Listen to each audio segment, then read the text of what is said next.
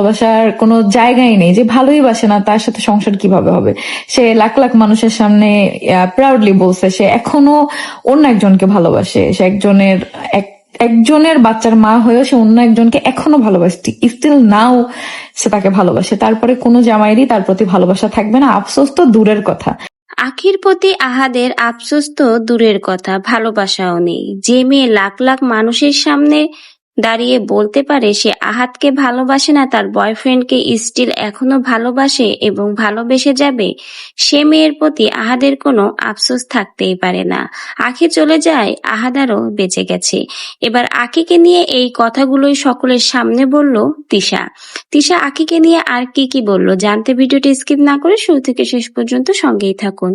এটা natural beauty বলো, makeup look বলো, 10 কেজি মেকআপ বলো, 20 কেজি মেকআপ বলো, এগুলো কোনো কিছু ম্যাটার করে না। যেটা হচ্ছে আফসোস মানুষ কখন করে জানো? পরিবর্তন দেখে মানুষ কখন আফসোস করে না, আফসোস করে তখনই যখন মানুষ দেখে যে ইস অপোজিটের মানুষটা আমাকে এত ভালোবাসতো কিন্তু আমি তাকে ধরে রাখতে পারিনি। সে এখনো আমার জন্য কান্না করে, সে এখনো আমাকে ভালোবাসে, সে এখনো আমার জন্য লাইফে কিছু করতে পারে নাই, এরকম যদি দেখে কখনো, তখন ওই পুরুষ আফসোস করে যে ইস এই মেয়েটা আমার প্রতি এত দুর্বল ছিল। বা কোনো মেয়েও যদি দেখে তার হাজবেন্ডের ধরো ডিভোর্স হয়ে গেছে বা বয়ফ্রেন্ডের সাথে ব্রেকআপ হয়ে গেছে, ওই ছেলে তাকে এখনো ভালোবাসে, তখন আফসোস হয় যে ইস আমাকে এত ভালোবাসতো, আমি তার মূল্য বুঝলাম না। কেউ লাইভে এসে জামাই থাকতে অন্য কাউকে ভালোবাসে এটা প্রাউডলি বলতে পারলে ওই জামাই জীবনে সেই বউর জন্য আফসোস করে না। সেখানে 10টা বউ থাকুক, মানে 10 জনের সৌন্দর্য একজনের মধ্যেও যদি চলে আসে তারপরেও সে আফসোস করে না। যদি এমন হইতো ধরো যে আমি তোমাদের ভাইকে ভালো না বাসতাম আর যে চলে গেছে সে তোমাদের ভাইকে ভালোবাসতো, তখন তোমাদের ভাই আফসোস করতো ইস আমি কেন ওকে রেখে ওর কাছে গেলাম না, ও আমাকে এত ভালোবাসতো আর যে মেয়েটা আছে এই মেয়েটা আমাকে ভালোবাসতেছে না, তিশা আমাকে ভালোবাসতেছে না, তখন তোমাদের ভাই আফসোস করতো।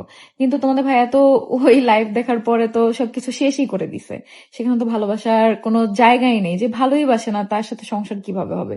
সে লাখ লাখ মানুষের সামনে প্রাউডলি বলছে সে এখনো অন্য একজনকে ভালোবাসে, সে একজনের বাচ্চার মা হয়েও সে অন্য একজনকে এখনো ভালোবাসে, স্টিল নাও সে তাকে ভালোবাসে। তারপরে কোনো জামাইরই তার প্রতি ভালোবাসা থাকবে না, আফসোস তো দূরের কথা। সেই জামাই আরো মনে করবে আমি বেঁচে গেছি যে এই মেয়ে আমার জীবন থেকে গেছে, নয়তো আমার জীবনে থেকে অন্য একজনকে প্রতিনিয়ত ভালোবাসা যাইতো, ওই ছেলেকেও ঠকাইতো আমাকেও ঠকাইতো। এই সব কারণে মানুষ আফসোস করে।